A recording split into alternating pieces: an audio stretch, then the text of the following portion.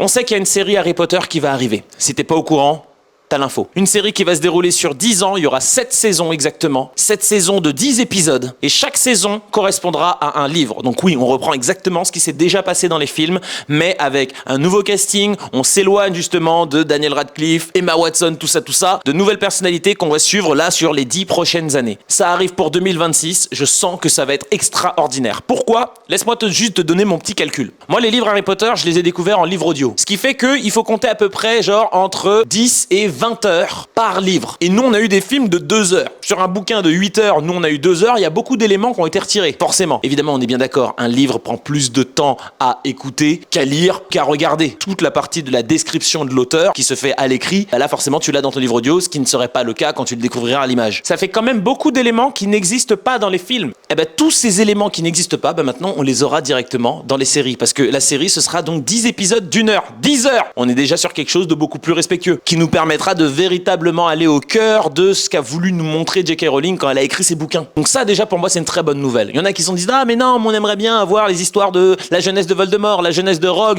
les maraudeurs. Je suis d'accord avec vous. Et je pense que c'est un petit peu le projet. Que après avoir obtenu un certain succès sur les 3 à 4 premières saisons, on pourrait obtenir des spin-offs. Je pense que ça pourrait carrément le faire. Regarde Game of Thrones. Game of Thrones, on a eu d'abord la série Game of Thrones et maintenant on a House of the Dragon qui se déroule plusieurs centaines d'années avant les événements de Game of Thrones. Donc pour moi, c'est possible que HBO, qui est d'ailleurs le même studio qui fait Game of Thrones et House of the Dragon, puisse nous proposer. Maintenant, je me dis, qu'est-ce qu'on pourrait obtenir de différent et qu'est-ce que j'ai surtout envie de voir dans cette série ? J'en ai déjà parlé à de nombreuses reprises. Oui, j'ai envie de voir un petit peu plus de représentation, j'ai envie de voir des personnages noirs, mais Hermione en noir, Harry, pas Harry. Et pour le coup, cette fois, ce serait bien qu'il ait les yeux verts. Mais genre des yeux verts de ouf. Comme ça, on pourrait vraiment voir le lien avec Lily Potter, ce qui expliquerait beaucoup de choses par rapport à Rogue. Une des choses que j'ai vraiment envie de voir, ce serait toute l'histoire des Longs du Bas. Les Longs du Bas, on les connaît pas trop, tu vois. J'ai envie qu'on puisse voir un petit peu le sacrifice de cette famille torturée, qui se retrouve dans l'hôpital psychiatrique, tout ça. Torturé par Bellatrix. Ce qui fait qu'on comprendrait vachement plus la haine que Neville ressent à l'encontre de Bellatrix. J'aimerais qu'on voit un petit peu plus les souvenirs de Rogue, qui fait qu'on pourrait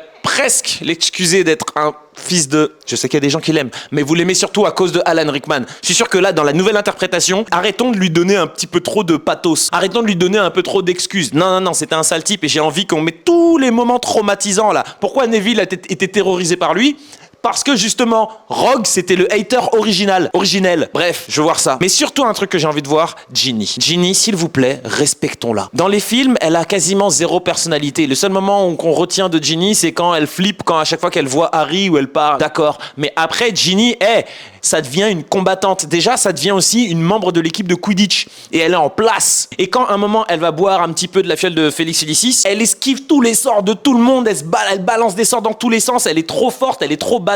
Et puis même quand elle parle avec les autres gens, elle est ultra respectée parce qu'ils savent qu'à tout moment, elle peut péter un câble et elle peut balancer des sorts concrets. J'ai envie qu'on voit un petit peu aussi le côté un petit peu toxique d'Hermione. Hermione et Ron, tu sais, ils sont dans leur truc. À un moment, ils osent pas dire les sentiments qu'ils ont l'un pour l'autre, etc. Ron, il fait le teubé ou il est teubé. Et Hermione, elle fait genre, elle comprend pas que Ron est teubé. Du coup, ils se retrouvent dans des situations qui sont quand même très très drôles, qui pourraient être illustrées où on voit qu'à un moment, elle lui balance des oiseaux qui sont là pour lui crever les yeux, des trucs intenses. Non, Hermione, elle rigolait pas. Donc ça, c'est des choses que j'ai envie de voir. J'ai également envie qu'on puisse voir la rencontre entre le premier ministre Moldu et le premier ministre des sorciers. Enfin, les rencontres, parce qu'ils se rencontrent à plusieurs reprises. Moi, ça, c'est des trucs que j'ai envie de voir qui te permettraient de voir un petit peu le lien qu'il y a entre le monde des sorciers et le monde des humains, enfin des Moldus. Bref, plein de petits éléments comme ça et je me demande, toi, tu en penses quoi ? T'aimerais voir quoi un petit peu dans cette série? Et encore une fois, je sais qu'il y a des gens pour qui les films sont quasiment sacrés, il faut pas y toucher.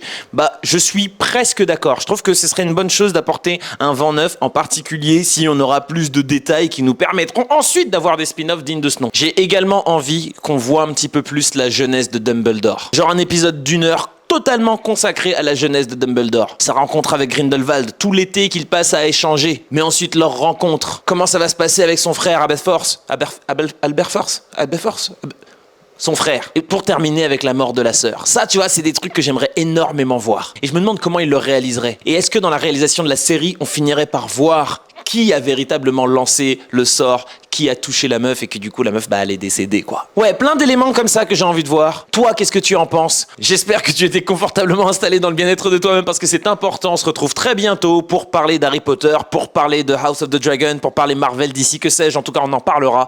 On se retrouve très bientôt. D'ici là, regarde de bons films, de bonnes séries, joue de bons jeux vidéo, lis de bons livres, bois de l'eau et appelle tes grands-parents. Il fait chaud, c'est important. Peace!